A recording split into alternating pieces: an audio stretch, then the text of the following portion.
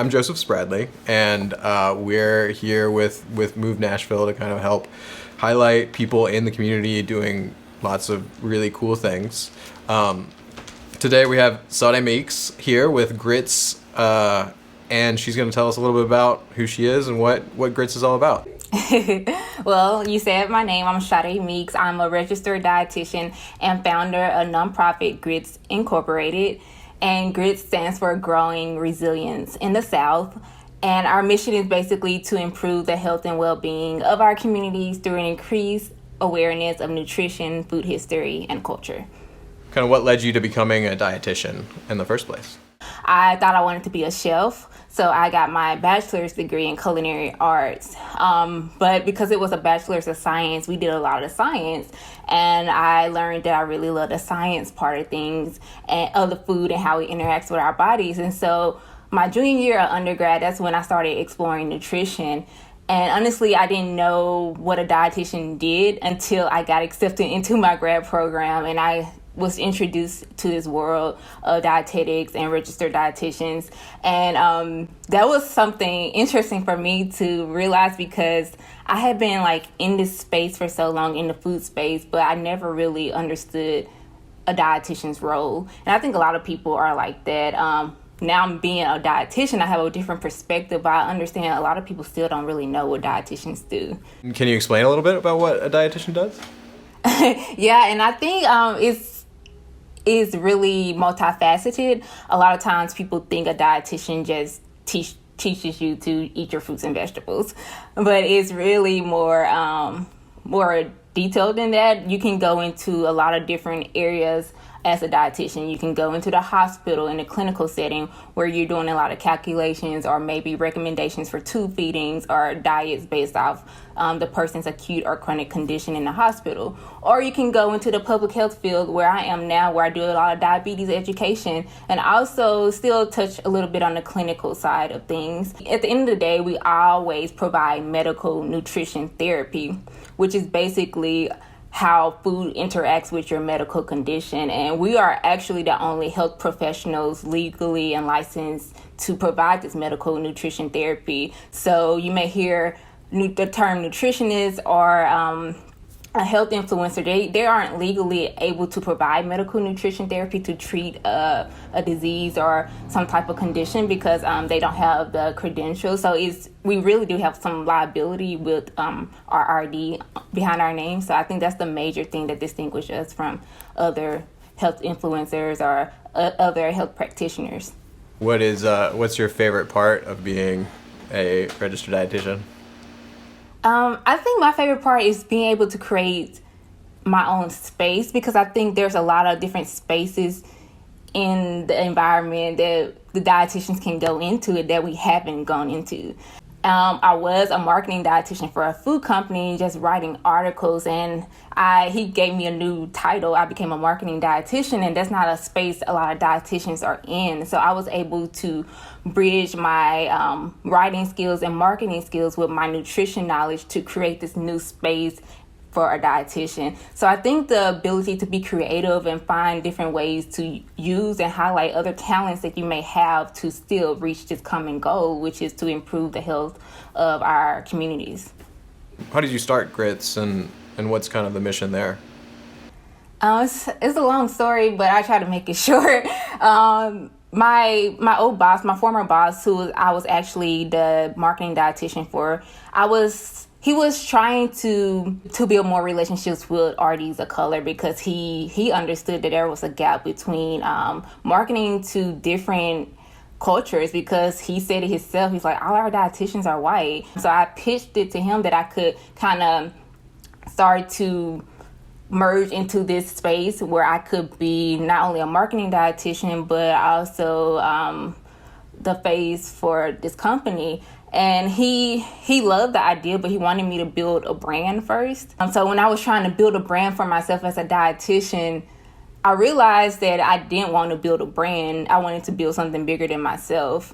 And what that was, it turned out to be Grits. And I knew it wasn't about a brand, it was about my culture and bridging that gap between culture and nutrition, because I think a lot of times people have this perception that healthy eating is an expensive thing, or it's a quote unquote white thing, or it's something that's disconnected from their culture or their heritage, which is far from the truth. And so as a dietitian and as a person who loves the South and who loves my culture, I feel like that's part of my responsibility to help bridge that gap. And so that's part of what Grits is doing.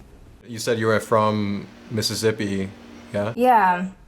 So I grew up in Jackson, Mississippi, and it's not a rural area. I know people have this perception in Mississippi we just walk around barefoot and we have like tractors and everything all around. But I didn't grow up in that part of Mississippi, but growing up in Mississippi, food was a huge part of our culture and just how we gathered. To this day, we have Sunday dinners at the Meeks house, and everyone comes to my mom's house and she cooks a big soul food dinner. And growing up, I was the one baking, and so on Sundays I would bake red velvet cake, cheesecake. I would bake, more than one thing, and she would do all the cooking. And so that's how I got really connected to food. And like I said, once I got into school and got exposed to more parts of foods, because food is more than just food, it's our nutrition, it's our culture, it's our resilience. That's when I started to grow this passion for food and this passion for nutrition.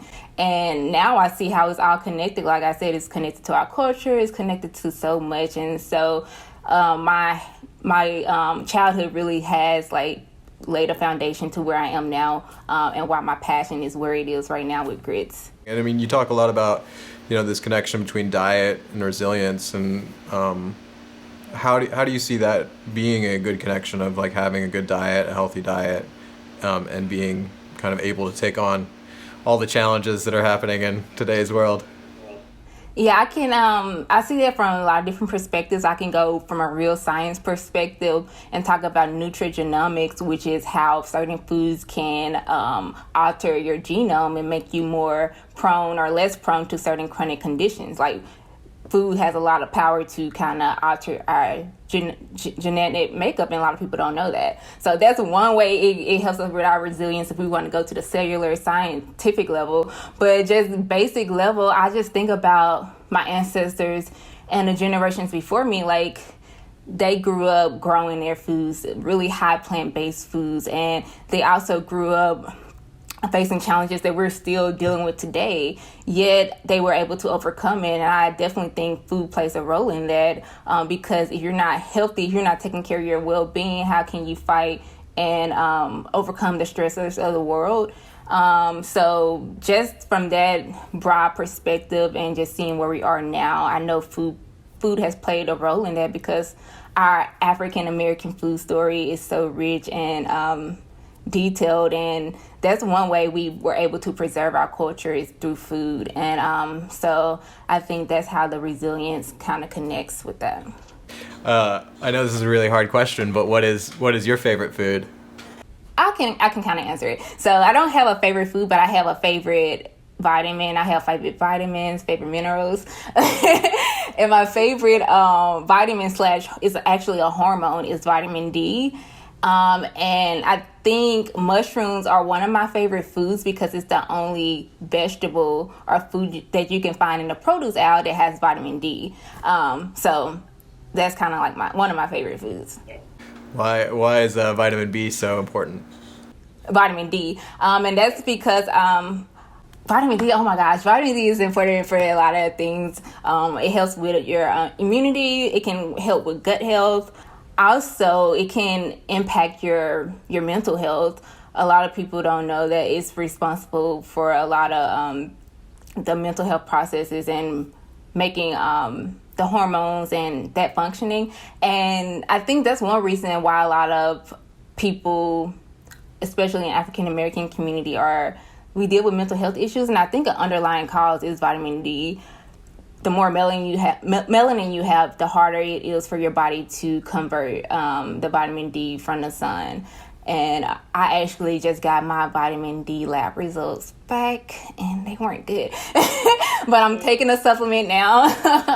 So I'm really pro food, and I don't really promote supplements. But that's one supplement I think we have to take, especially if you're a person of color, because it's easy to become deficient from it. So where do you see Grits being in 5 years? In 5 years, I see Grits building or having a community of culturally diverse dietitians that can connect to a culturally diverse community. And so that being regionally as well. And so these dietitians may have a part-time job, but they can contract with Grits and see Grits clients on a part-time basis. And as we connect with clients, we not only equip them with the knowledge to improve their health, but we're also able to give them certain tools.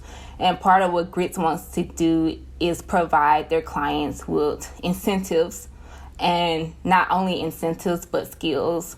And the incentive is the resilience box, which will be a box full of foods and ingredients personalized just for them based off their nutrition counseling session. And as I stated, it will help them build food literacy skills, because in the box there will be recipes. And so they will start to understand how to utilize the foods that we're recommending, or utilize the ingredients that can improve their health. And I think a lot of times in nutrition, we focus on health and what the person should do, but we sometimes forget the food literacy skills. And food literacy skills are basically the tools to access foods, or the tools to cook the food. And sometimes people don't know those things. And so I think going back to the basics and building up upon those skills can help create more sustainable changes, because of course I can't solve the big issue of food insecurity in the world. I wish I could, but I can equip clients with the tools, which are food literacy skills, that can empower them to navigate their food security level, regardless if they're in a food desert or not.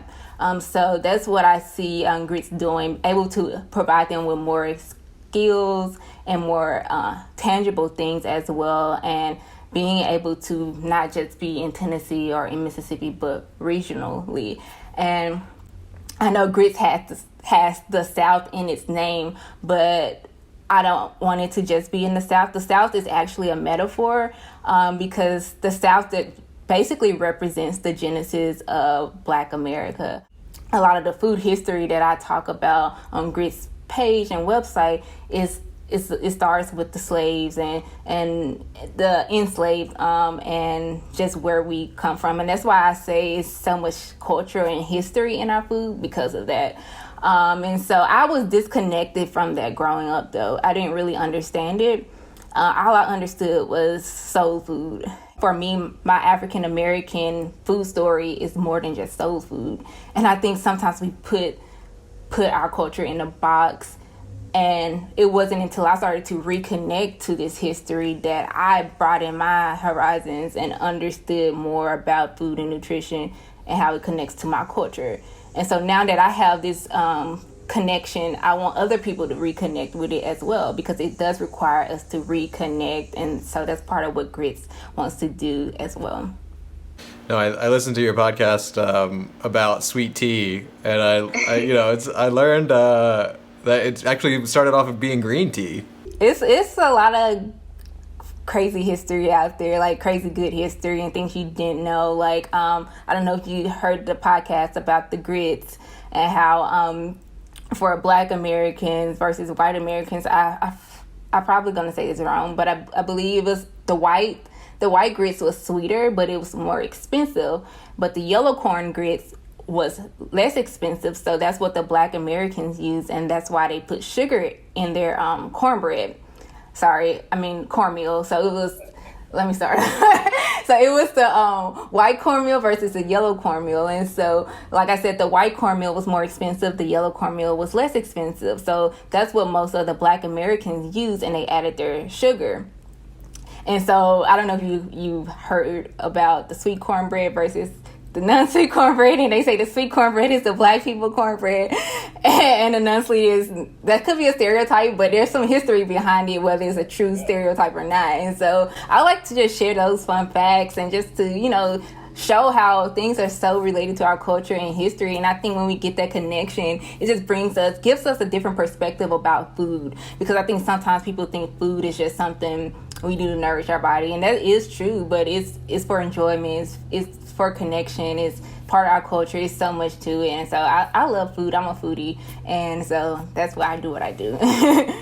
Well, what is kind of the biggest need for you going forward, for Grits and for kind of this new transition to a bigger thing? Yeah, I think money. If I could just be honest, it's money, because Grits is a nonprofit, and so right now I'm working from love, but I can't live from love. So so that's the biggest need. But thankfully, there's a lot of different funding opportunities out there. But Grits has the community. Like I already have this community of dietitians I'm building, and the need is already there. And so, and I already have a platform to do the telehealth and the counseling if someone can't come in person. So the only thing needed right now is really funding, I would say. And how can people donate? Good question. You could go to gritsinc.org/donate and donate that way. I just want to say thank you for allowing me to come and talk about Grits, because I could literally talk about this all day. So thank you. And I look forward to sharing more, because I know Grits has a lot more in store, so I can't wait to share, and I'll keep you all updated for sure. How can people kind of follow along or learn more? It's at Grits Inc. on Instagram. Also, our website is gritsinc.org. And if you have any questions and want to email me, our email address is werise@gritsinc.org. Sade, thank you so much for talking with us today. We hope that we can all grow more resilience in the South. Yes, I hope so too. Thank you so much.